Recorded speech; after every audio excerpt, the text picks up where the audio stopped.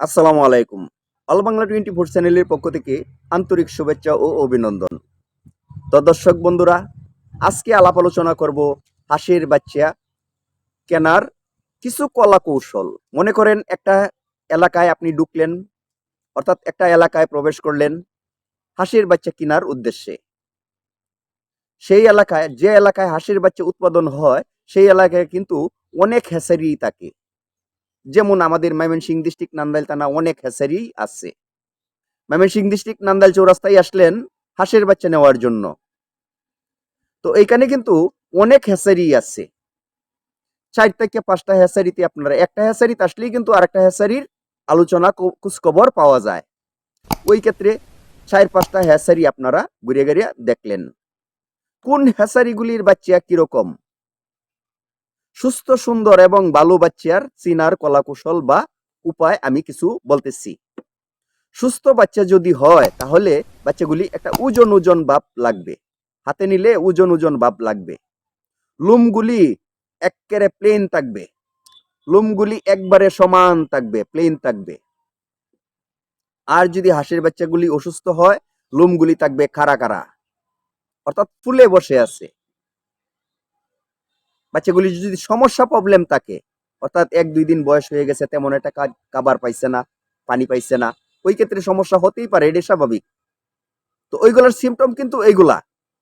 আর বাচ্চাগুলি সুস্থ সুন্দর যদি থাকে তাহলে কিন্তু লোমগুলি একটা প্লেন সমান একটা সুন্দর চকচকে থাকবে এবং বাচ্চাটা হাতে নিলে ওজন লাগবে, ওজন ওজন একটা ভাব লাগবে।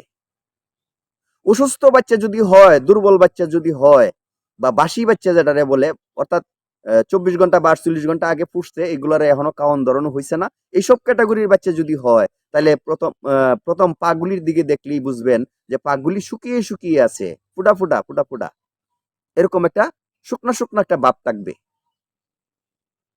এভাবে বাচ্চাগুলি যাচাই বাছাই করুন, সুস্থ সুন্দর বাচ্চা কিনুন। 4 থেকে 5টা বা 6টা হ্যাচারি ঘুরলেন, যে হ্যাচারিতে বাচ্চা ভালো হয় সেই হ্যাচারি থেকে নিলেন, এবং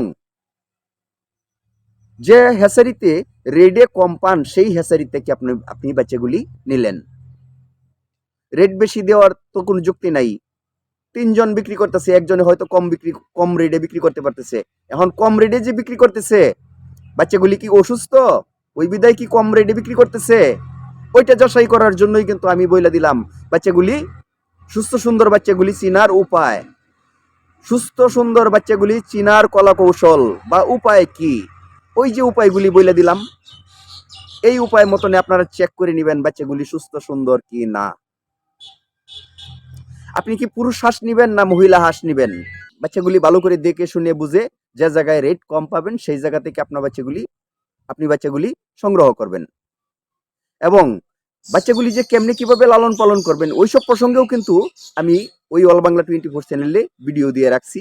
দেখলে অবশ্যই অবশ্যই আপনারা বুঝতে পারবেন, কিছু না কিছু আপনাদের সহযোগিতা হয়ে যাবে বা সহজ হবে আপনাদের লালন পালন করতে। তো সুস্থ সুন্দর মতো এই বাচ্চা পালন, লাভবান হন, এই প্রত্যাশা রেখে আজকের মতো আপনাদের কাছ থেকে বিদায় নিতেছি। আমি মোহাম্মদ আজিজুল হক দুলাল। আল্লাহ হাফেজ।